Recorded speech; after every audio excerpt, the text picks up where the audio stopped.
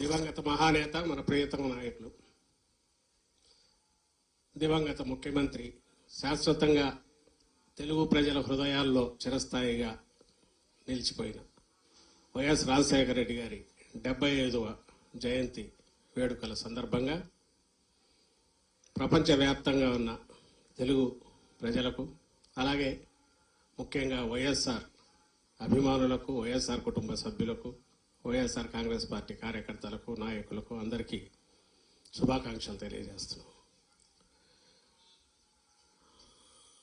ఆయన చనిపోయి 15 ఏళ్ళు అవుతోంది.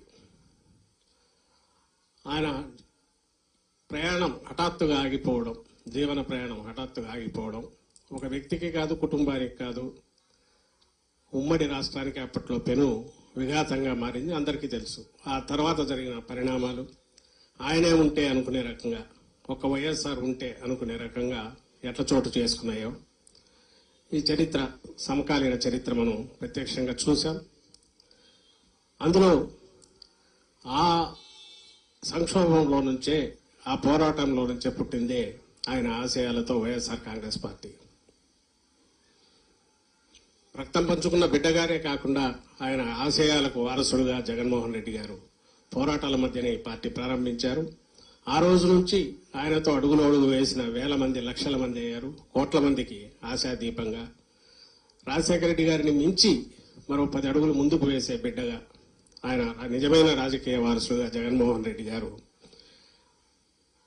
ఈ రాష్ట్రానికి ఏం చేశారో గత 5 ఏళ్లలోనే 20-30 ఏళ్లలో జరగాల్సిన అభివృద్ధిని కానీ, సంక్షేమాన్ని కానీ, ఒక పేద కుటుంబం కేంద్ర బిందువుగా పేదరికాన్ని శాశ్వతంగా స్థానం లేకుండా నిర్మూలించే దిశగా ఎవరి కాళ్ల మీద వాళ్ళు నిలబడి, ఏదో ప్రభుత్వం ఇచ్చే పథకాల మీద ఆధారపడకుండా సొంత కాళ్ళగా నిలబడగలిగి వాళ్ళ తలరాత వాళ్ళు రాసుకునే రకంగా ఒక దానికి ప్రారంభించడమే కాకుండా పథకాలు ఆచరణలో కూడా ఆ మేరకు ఫలితాలు కూడా తీసుకొచ్చారు 5 ఏళ్లలో. ఇది 5 ఏళ్లలో మనం చూసాం, మన కళ్ళ ముందే జరిగింది. అది జరిగింది 5 ఏళ్ల తర్వాత మళ్ళీ ప్రజల ముందుకు వెళ్ళాం. ఇదిగో ఇంత చేశాం, మీ ఇంట్లో మంచి జరిగి ఉంటే మీరంతా ఓటు వేయండి అన్నాం. ఫలితాలేమో వేరే రకంగా వచ్చాయి.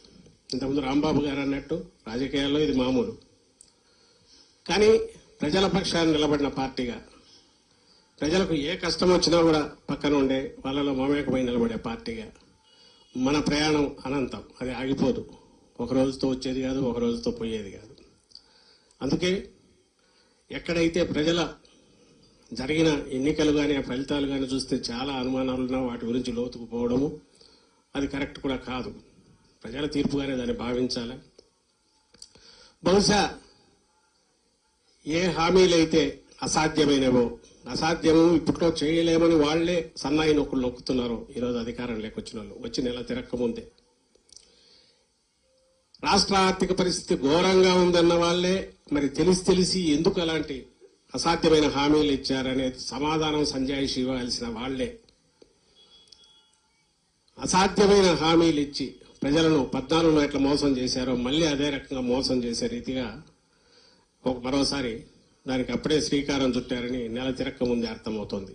నిన్ననే చంద్రబాబు నాయుడు గారు మాట్లాడుతూ ఈరోజు చూశాను పత్రికల్లో, ఇంత ఖాళీ ఉంటుంది అనుకోలేదు ఖజానా అంటున్నాడు.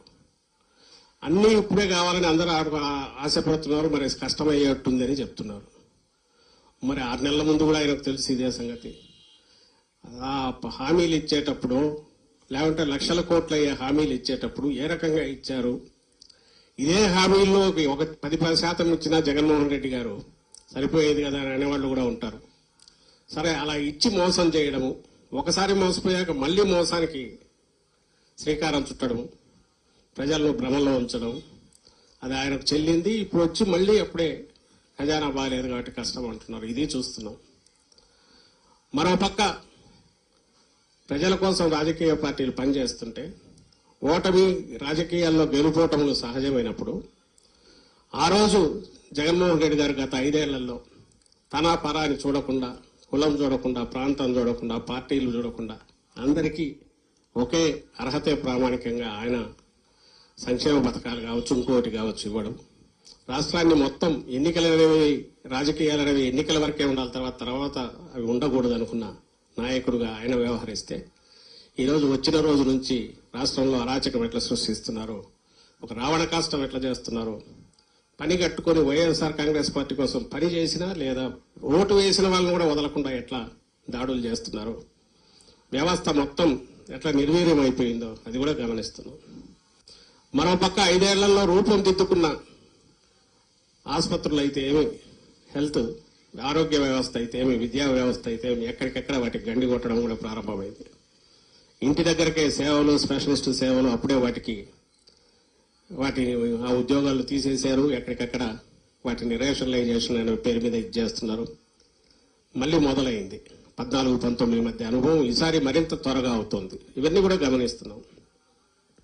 ఇవన్నీ ఎందుకు చెప్తున్నానంటే ఆ రోజు రాజశేఖర రెడ్డి గారు మొదలుపెట్టిన ప్రయాణం ఒక 2 అడుగులు వేస్తే జగన్మోహన్ రెడ్డి గారు దాన్ని మరింత ముందుకు తీసుకుపోతే మళ్ళీ దాన్ని మొదటికి తెచ్చే ప్రక్రియ, మళ్ళీ 10 ఏళ్ల వెనక్కు తీసుకెళ్లే ప్రక్రియ చంద్రబాబు నాయుడు గారు మొదలుపెట్టారు.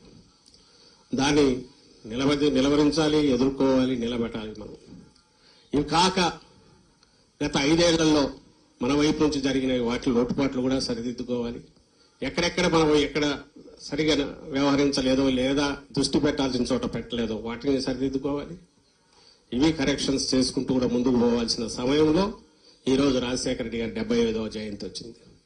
ఆయన మనకు స్ఫూర్తే కాదు, మనకు మార్గదర్శే కాదు, ఏ రకంగా అడుగులు వేయాలనో కూడా చెప్పగలిగిన ఇది కాబట్టి ఆయన నుంచి మనం నేర్చుకునే పాఠాలు, అలాగే ఆ దీక్ష ఏదైతే ఆ పట్టుదల ఉందో, ఎన్ని దెబ్బలు తగిలిన నిలబడడం, దాంట్లోనే రాటు తేలడం అనేది ఏదైతే జగన్మోహన్ రెడ్డి గారికి కూడా అలవాటైందో తండ్రి నుంచి, మనమందరం కూడా అదే అడుగు జాడల్లో కలిసికట్టుగా ఉండాలి. ముందు అందరం కలిసికట్టుగా ఉండే అడుగులేస్తే ఆ తర్వాత ప్రజలకు అండగా ఉండగలం, రాష్ట్రాన్ని ముందుకు తీసుకుపోగలం.